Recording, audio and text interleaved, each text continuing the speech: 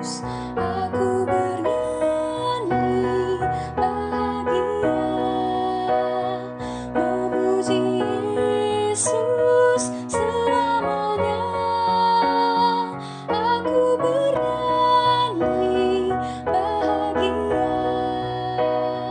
memuji Yesus selamanya. Saudara-saudara yang terkasih dalam nama Tuhan Yesus Kristus, kita bertemu kembali dalam Sapaan Teduh pada hari ini, Jumat 22 Oktober 2021. Kita sungguh-sungguh merasakan berkat Tuhan yang tetap memelihara kehidupan kita. Sampai pada pagi hari ini, kita tetap dalam keadaan sehat. Sebelum kita membaca dan merenungkan firman Tuhan, mari kita terlebih dahulu berdoa. Kita berdoa. Bapa kami yang bertahta di dalam kerajaan sorga, terpujilah namamu ya Tuhan, kekal selama-lamanya. Oleh anugerah-Mu, oleh kasih-Mu, kami masih Tuhan izinkan untuk menikmati hari yang baru, hari yang baik, hari yang memberi sukacita bagi kami. Dan terlebih, kami juga sudah menyiapkan ladang hati kami untuk mendengarkan kebenaran firman-Mu. Ya Tuhan, pimpin kami dengan kuat kuasa Roh Kudus-Mu, supaya kami sungguh-sungguh mengerti, memahami akan kehendak Tuhan di tengah-tengah kehidupan kami. Dan mampukan kami Bapa, supaya kami tidak sekedar menjadi pendengar firman-Mu, melainkan kami juga boleh menjadi pelaku-pelaku firman Tuhan. Berfirmanlah kepada kami ya Tuhan, karena kami anak-anak-Mu telah siap sedia untuk mendengarkannya. Di dalam nama Tuhan Yesus Kristus, kami berdoa dan mengucap syukur. Haleluya. Amin. Firman Tuhan yang menjadi sapaan teduh kita pagi ini terambil dari kitab Amsal pasal 3 ayat 18. Berkata demikian, saya baca dalam terjemahan bahasa Indonesia sehari-hari. Orang yang berpegang teguh pada hikmat akan mengalami hidup yang sejati dan bahagia. Demikian firman Tuhan. Tema sapaan teduh kita pagi ini berjudul Milikilah hikmat, maka semua masalah akan terselesaikan. Saudara-saudara yang terkasih dalam nama Tuhan Yesus Kristus, ada sebuah kisah yang menginspirasi kita tentang betapa pentingnya memiliki hikmat agar kita memiliki kehidupan yang sejati dan bahagia. Pada suatu hari, seorang samurai di Jepang mendengar tentang seorang guru yang sangat terkenal. Maka dengan rasa iri, ia pun pergi untuk menguji seberapa pintarnya si guru itu. Ketika akhirnya bertemu dengan si guru itu, si samurai itu pun menantang si guru tersebut agar menjelaskan soal neraka dan surga. Lantas, dengan sangat marahnya, si guru pun berkata kepada si samurai, "Kau hanyalah orang bodoh. Aku tidak mau menyia-nyiakan waktu untuk sepertimu." Sontak saja si samurai pun tersinggung. Ia pun lalu menghunus pedangnya dan berkata, "Aku bisa membunuhmu dengan satu sabetan saja, karena kamu sudah berlaku kurang ajar terhadapku." Lantas dengan tenang si guru berkata dengan menunjuk ke mukanya, "Nah, itulah neraka." Si samurai pun terdiam. Ia menjadi terkesima. Langsung saja ia diliputi perasaan takjub dan dengan kesederhanaan dan ketenangan sang guru. Si samurai pun menyarungkan pedangnya kembali. Ia pun menjadi tenang dan tersenyum kepada guru itu. Lalu si guru itu pun berkata lagi sambil menunjuk ke mukanya si samurai itu katanya, "Nah, itulah surga," ujar sang guru yang bijaksana. Si samurai itu pun pulang dari tempat guru itu dengan mendapatkan pembelajaran yang luar biasa. Saudara-saudaraku yang terkasih dalam nama Tuhan Yesus, apa kira-kira pelajaran moral dari ilustrasi ini? Yang pertama ialah kita bisa merasakan surga atau neraka dari cara kita mengatur segala emosi kita setiap hari. Yang kedua, pada akhirnya otak akan mengalahkan otot. Karena itu, berpikirlah tenang dalam situasi apapun. Jangan biarkan emosi kemarahan kita menguasai dan mengalahkan akal sehat kita. Yang ketiga, bersikaplah tetap tenang dalam situasi sesulit apapun. Kita lebih mudah menemukan jalan keluar saat kita lebih tenang daripada saat kita panik. Saudara-saudara yang terkasih dalam nama Tuhan Yesus, firman Tuhan pagi ini berkata, orang yang berpegang teguh pada hikmat akan mengalami hidup yang sejati dan bahagia. Pertanyaan yang muncul bagi kita saat ini ialah, mengapa hal ini bisa terjadi? Karena hikmat memberikan kepada kita umur panjang, memberikan kepada kita kekayaan dan kehormatan.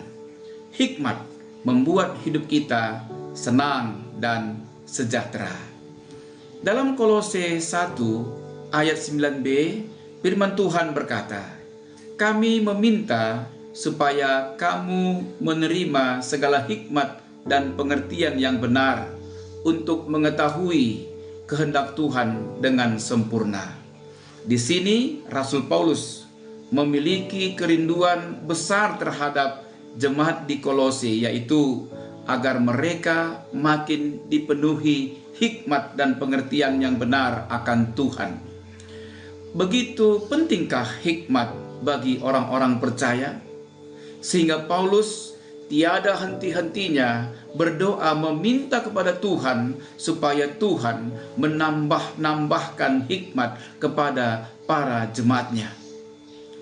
Saudara-saudara, tanpa memiliki hikmat, maka kita akan menjadi sasaran empuk iblis dan hanyut terbawa arus dunia yang semakin jahat ini. Dalam kitab Amsal 19 ayat 2 dikatakan, tanpa pengetahuan, kerajinan pun tidak baik. Orang yang tergesa-gesa akan salah langkah. Hikmat dalam konteks Ibrani dikenal dengan kata hokmah, yang mengandung arti pengertian atau kebijakan. Hikmat terbentuk dalam diri seseorang melalui ketaatan dan pengajaran akan firman Tuhan. Alkitab menyatakan dalam Amsal 9 ayat 10, permulaan hikmat adalah takut akan Tuhan, dan mengenal yang Maha Kudus adalah pengertian. Hikmat adalah anugerah khusus yang diberikan Tuhan bagi orang-orang percaya. Jadi, memperoleh hikmat sungguh jauh melebihi memperoleh emas, dan mendapat pengertian jauh lebih berharga daripada mendapatkan perak. Artinya, hikmat itu begitu spesial, di mana tidak ada seorang pun dapat membelinya, karena di dunia ini tidak ada orang yang menjual hikmat. Hikmat itu lebih berharga dari emas, lebih berharga dari kekayaan, uang, jabatan, dan apapun yang ada di dunia ini. Hikmat tidak dapat dibeli. Hikmat tidak dapat dicuri dan juga tidak dapat dilenyapkan. Oleh karena itu, kita harus berusaha sedemikian rupa untuk mengejar dan mendapatkan hikmat itu. Kita harus terutama sekali mencari hikmat. Namun, untuk mendapatkan hikmat ternyata tidaklah gampang. karena hikmat hanya diberikan kepada mereka yang dengan tekun bersedia membayar harganya. Sebagaimana firman Tuhan tertulis dalam Amsal 2 ayat 4. Jikalau engkau mencarinya seperti mencari perak dan mengejarnya seperti mengejar harta terpendam, karena Tuhanlah yang memberi hikmat, dari mulutnya datang pengetahuan dan kepandaian. Jadi, memiliki hubungan yang akrab, yang karib dengan Tuhan merupakan langkah pertama untuk mendapatkan hikmat. Firman Tuhan dalam Amsal pasal 8 ayat 17 berkata, Aku mengasihi orang yang mengasihi aku, dan orang yang tekun mencari aku akan mendapatkan daku. Pertanyaannya sekarang ialah, sejauh mana kita bertekun mencari hikmat dari Tuhan? Bangunlah persekutuan yang akrab dengan Tuhan. Hikmat adalah modal yang sangat berharga, karena dengan hikmat semua masalah akan terselesaikan. Apa yang terjadi dengan si guru jika ia salah berkata?